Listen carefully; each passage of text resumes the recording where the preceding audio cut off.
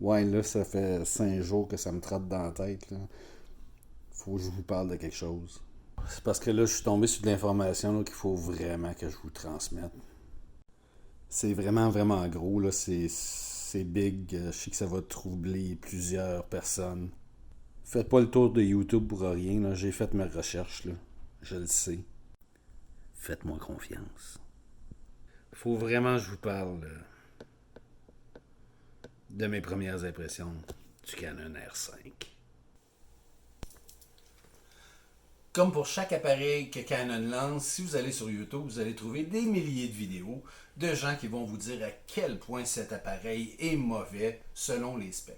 Malheureusement, la grande majorité de ces gens-là ne l'ont jamais même touché ou pris une seule photo avec. Après quelques jours d'utilisation, voici mes premières impressions. La prise en main de l'appareil est absolument géniale. J'ai l'impression de retrouver un 5D. La poignée est un petit peu plus profonde que sur le R, donc très très confortable. La disposition des boutons, l'ergonomie, c'est magnifique. Probablement la chose que j'aime le plus sur le nouveau boîtier au niveau ergonomie, c'est la roulette évidemment pour la vitesse. On a le retour de la roulette en arrière pour l'ouverture, ainsi que cette petite roulette-là qui est utilisée pour l'ISO. 12 images secondes en mode mécanique. 20 images secondes en mode électronique. Ouais, on l'entend pas, mais le Wezo non plus. Une mémoire tampon de 240 images en fichier RAW. Et grâce à la carte CF Express, tout ça, ça se vide en moins de 10 secondes. C'est hallucinant. Pour tous les dénigreurs, avec une vieille batterie de 5D, j'ai fait 2200 photos avant que l'appareil s'éteigne. Avec le nouveau viseur qui est tout simplement spectaculaire avec sa résolution et sa vitesse d'affichage, Canon s'est assuré qu'il n'y avait pas de blackout, donc on n'a pas l'effet de retard. Je sais que certains en ont parlé, là, que oui, ça faisait encore la même chose, mais pas du tout. J'ai suivi des oiseaux, des gens en mouvement très rapidement, et on n'a jamais cet effet de retard-là ou de perte de vision, donc on peut suivre facilement un sujet avec ce nouvel appareil.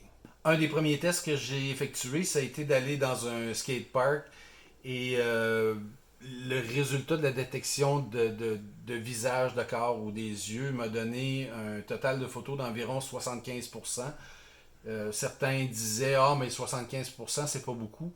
Considérant que j'ai fait les photos avec un 100-400 parce que je voulais des shots très très tight et non pas utiliser un 16-35, pour moi ça a été assez jouissif comme résultat. En soirée, un sport un petit peu plus tranquille, le baseball.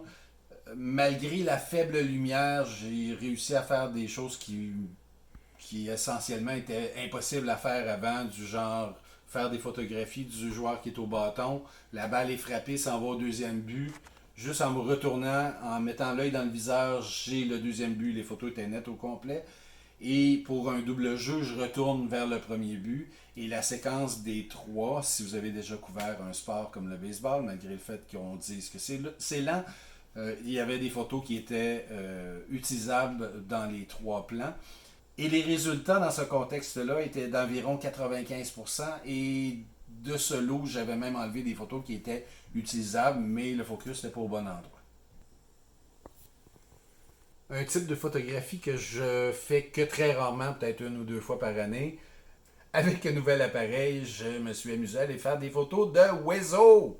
Et le focus et la détection de visage, de la tête, des yeux, tout ça, euh, tellement surprenant que même parfois, j'avais pas encore trouvé l'oiseau dans le cadre avec mon œil d'être humain et il y avait déjà un petit carré pour m'indiquer où était la bête.